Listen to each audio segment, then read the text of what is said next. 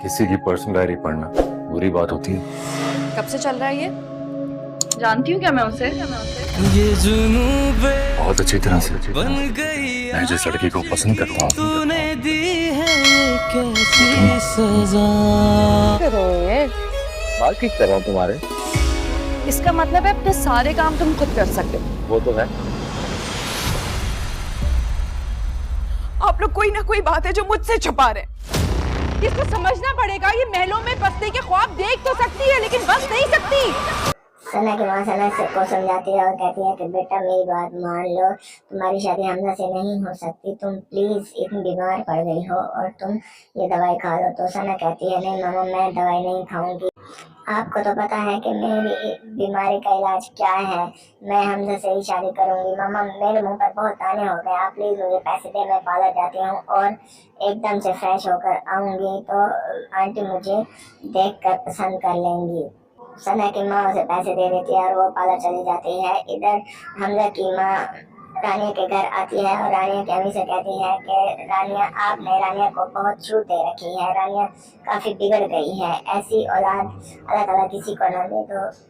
और हमजा ने रानिया को गाड़ी भी ऐसे फ्री में लेकर दे दी। जब वो खुद उसे पिक एंड ड्रॉप करता है तो गाड़ी लेने का क्या फायदा। सना की माँ सना को पैसे देती है पार्लर के लिए जाने के लिए, तो सना बहुत खुश हो जाती है और फौरन से पार्लर की तरफ चली जाती है।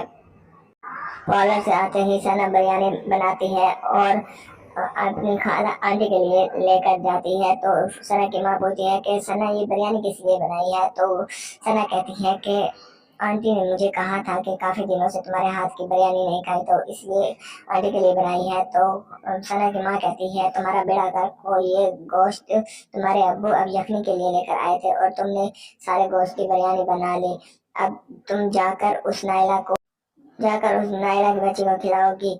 तो सना कहती है मामा समझने की कोशिश करें, मैं आंटी के लिए बिरयानी लेकर जाऊंगी तो क्या पता मैं उनको पसंद आ जाऊं और वो अपने दिल की बात मुझे कह दें। तो ये कहकर सना अपनी आंटी की तरफ चली जाती है। इधर दानिश रानिया को गिफ्ट देने का सोच रहा होता है तो वो बाइक लेकर फौरन रानी के लिए गिफ्ट लेने निकल जाता है। तो वो शॉपिंग मॉल में जाता है, वहां पर जाकर एक ड्रेस उसको रानिया के लिए बहुत पसंद आता है तो वो उस ड्रेस को पैक करवा लेता है और ड्रेस लेने के बाद दानिश वापस अपने घर जा रहा होता है। तो रास्ते में दानिया और हमजा भी उसी मॉल में पहुंच जाते हैं और हमजा कहता है कि दानिश तुम यहाँ।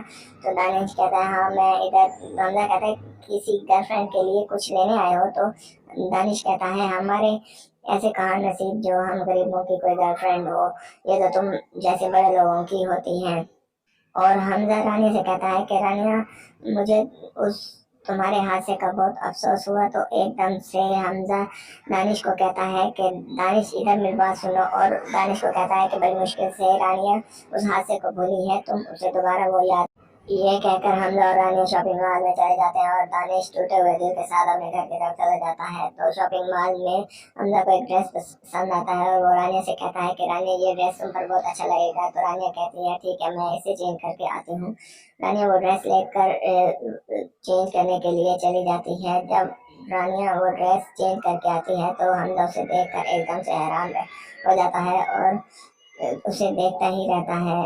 तो रानिया हमजा के करीब आती है और रानिया पूछती है कि हमजा मैं कैसी लग रही हूँ। तो हमजा कहता है बहुत खूबसूरत लग रही हो, मैंने ही तुम्हें कहा था कि इस ड्रेस में तुम बहुत खूबसूरत लगोगे। तो रानिया कहती है हमजा तुम्हारा बहुत शुक्रिया, तुमने ये ड्रेस मुझे दिलाया। तो हमजा कहता है कि तुम पर ये ड्रेस बहुत खूबसूरत लग रहा है और तुम बहुत अच्छी लग रही हो। तो रानिया कहती है कि वो ब्लैक ड्रेस वाकई मुझ पर बहुत अच्छा लगता है। तो हमजा कहता है नहीं ब्लैक ड्रेस नहीं, लेकिन जिस तरीके से ये ड्रेस बना हुआ है तो ये तुम पर बहुत ही अच्छा लग रहा है, और आखिर ये पसंद किसकी है। तो रानिया कहती है जी मुझे बिल्कुल पता है कि ये पसंद आपकी है, और हमजा आपका बहुत बहुत शुक्रिया, आपने मुझे इतना अच्छा ड्रेस दिलाया। इधर सना बिरयानी लेकर हमजा के घर पहुंच जाती है और हमजा की माँ की खिदमत करने लग जाती है। तो उधर हमजा के कमरे में जाकर हमजा के कमरे की सेटिंग करने लग जाती है। तो हमजा की माँ ये देखकर बहुत खुश होती है और सना को कहती है कि सना तुम तो बहुत ही अच्छी लड़की हो, तुम जिस घर भी जाओगी तुम्हारे सास ससुर बहुत ही खुश नसीब होंगे जो तुम्हें अपनी बहू बनाएंगे। तो सना एकदम से खुश हो जाती है और दिल ही दिल में शर्माने लगती है। तो आंटी से कहती है कि आंटी ऐसी बातें ना कर, मुझे शर्म आती है। तो हमजा की माँ सना से कहती है कि मेरे नज़र में तुम्हारे लिए एक बहुत ही अच्छा रिश्ता है। मैं आऊँगी किसी दिन तुम्हारे घर, चक्कर लगाऊंगी और तुम्हारी माँ से बात करूंगी। तुम्हारे लिए बहुत ही बेस्ट रिश्ता है। तो सना बहुत खुश हो जाती है और ये दिल ही दिल में मुस्कुराती है। हमजा की माँ हमजा का वेट कर रही होती है और कहती है कि हमजा काफी देर का बाहर गया है, अभी तक नहीं आया, पता नहीं कहाँ रह गया है। शायद वो रानिया के पीछे ही गया होगा, रानिया को लेकर इधर उधर कहीं घूमने निकल गए होंगे। मैं अभी हमजा को कॉल करती हूँ और उससे पता करती हूँ कि वो कहाँ पर है।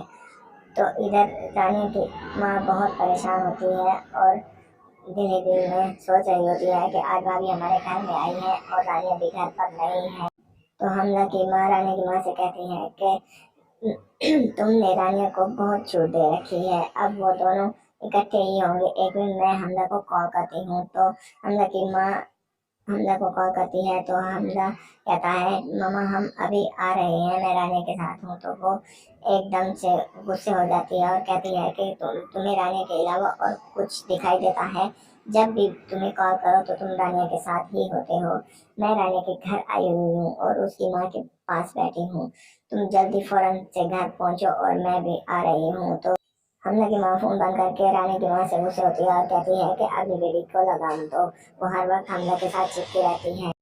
ये कहकर वो वहाँ से चली जाती है। तो हमजा रानी को लेकर रानी के घर पहुँच जाता है। तो रानी की माँ उसे देखकर हमजा से कहती है कि हमजा बेटा, जब तुमने रानी को गाड़ी लेकर देती है तो फिर इसे पिक एंड ड्रॉप क्यों करते हो?